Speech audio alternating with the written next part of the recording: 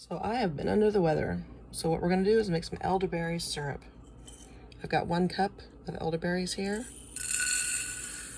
Put them in there. I got 1 large cinnamon stick. And break in half. Put that in there. I've got, well, I put in 5 cloves, but I think I'm gonna put in a little bit more because I decided to make a double batch. So there's a couple more cloves. Put those in there. And then I'm gonna put some ginger in there, and I'm gonna put 4 cups of water. So let me get the water, I'll be right with you. I already put 2 cups in there. Here's my last 2 cups. I'm gonna bring this to a boil. Make sure you get some good elderberries. This is the brand I use. You can get those on Amazon any day of the week. Put them up here, and I'm gonna get them, put them on about 8 and bring them to a boil. As soon as it brings it to a boil, I'm gonna bring it down to a simmer and let it sit there as a simmering for probably 35 minutes. Bring it to about half of where it's at now. And then we'll be back. Alrighty, it's getting to be close to a boil.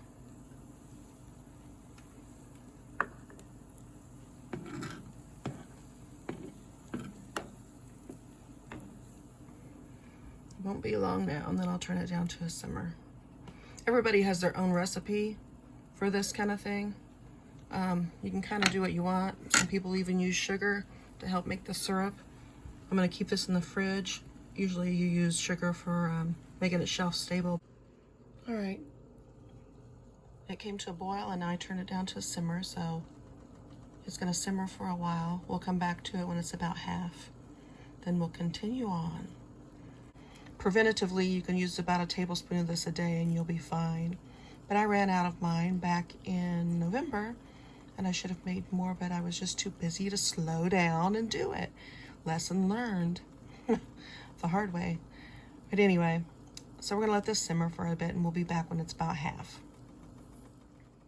All right, you can see it's been cooking for about 15 minutes now, and it's almost to 1 inch condensed. I'm gonna probably let it go another 15-20 minutes, and then I'll check on it. Just stir it now and then. That's all you need to do, just stir it now and then and check on it. And we'll get back to it in a little bit here. As you can see, it's gone down to half. All those berries are plumped up. Boy, are they. We're gonna drain it and see how much liquid we get. So let's start doing that now. Yeah, there we go. All right, I'm gonna try this and see what we can get out of here. By the way, this stains like really bad, so take precaution. Okay, I poured them into this sieve, and I am mushing them down, trying to get all of the goodies out of it. Here's another stick. Get that out. Ooh. Now, you're not to ever eat a whole elderberry. They're not good for you. I think they can actually be poisonous. All right.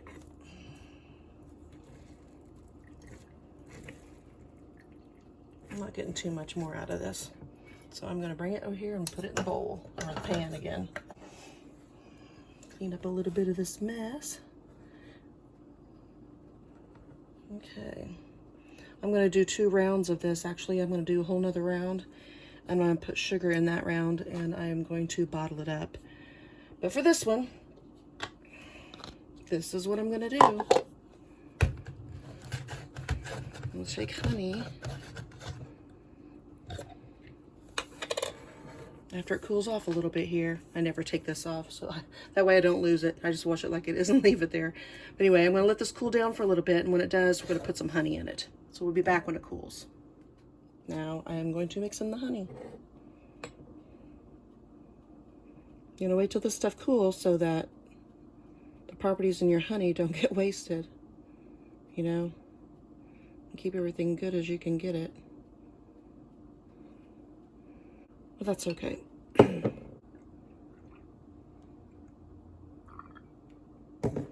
All right, that's that. So I will take some, and then the rest will go in the fridge. So that's not bad.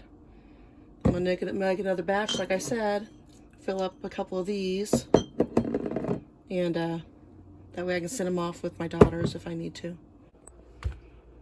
Alrighty, round 2. 2 cups of elderberry. We're gonna make a double batch of the one I did before, but this time we're using sugar so that we can put it on the shelf and it'll be shelf stable. The sugar will be preservative in it. So let me get through the rest of the stuff. All right, I put 2 cups in already of water. There's another 2 cups. I'm gonna put about 12 cloves of whole cloves. And then I have 4 medium size cinnamon sticks, and I'm gonna cut up some ginger here and put that in. I'm gonna bring this to a boil. Come up to a boil. I got it on, I think, 8.5. When it does that, I'll turn it back down and we'll let it simmer for probably about 45 minutes.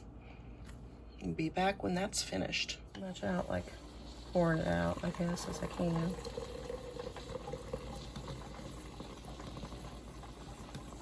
And try it that way first. And then we'll squish it out. Hope you can see it.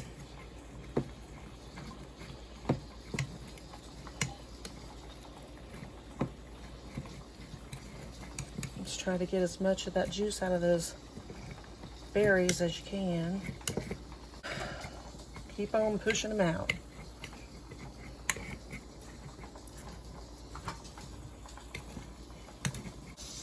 I wasn't going to make this second batch, and I thought, well, I've already got everything out and I've done it once.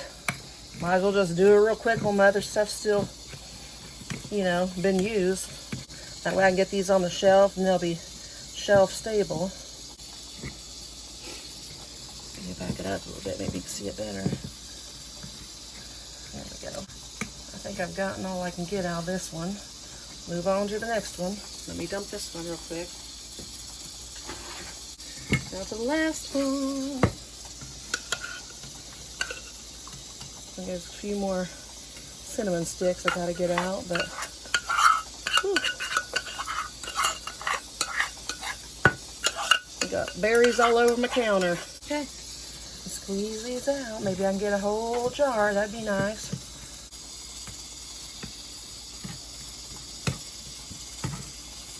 Look awful dry, so I think I'm done. All right. All right, so we're back. We have 2 cups of the elderberry juice. We're gonna pour it back into the pan. Sucker is hot. Woo, doggy. All right, now we're gonna get some sugar.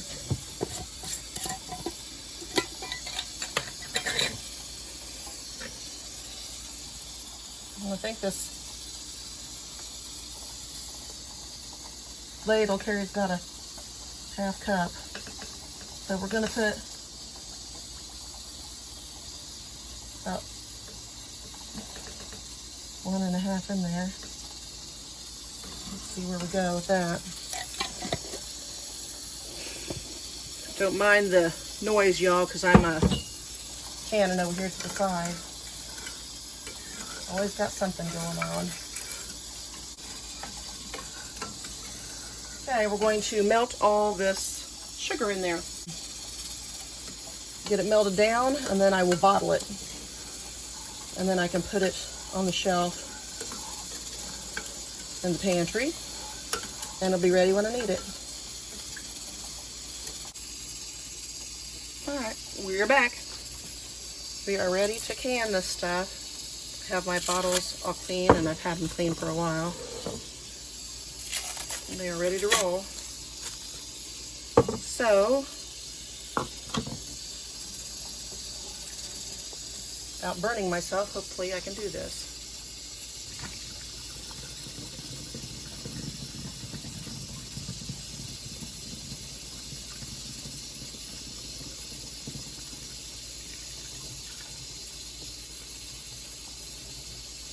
Okay.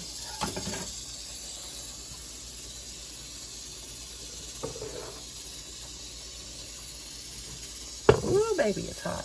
Okay, and then we're going to bottle it. Let's see here. Go back this way. And okay, it's on.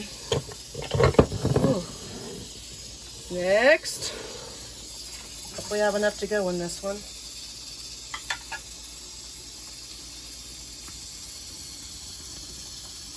Sorry about the shaking. Okay, let's see how far we can go with this one. Hopefully I'll get enough to get it in there. Don't have enough to get in there, I'll have to put it in another bottle. I'll have to put another one. Darn it. That's okay. I'm prepared. Whoop. Take it out of this one, put it in this one, and find something to hang on to it with because baby's hot. Okay.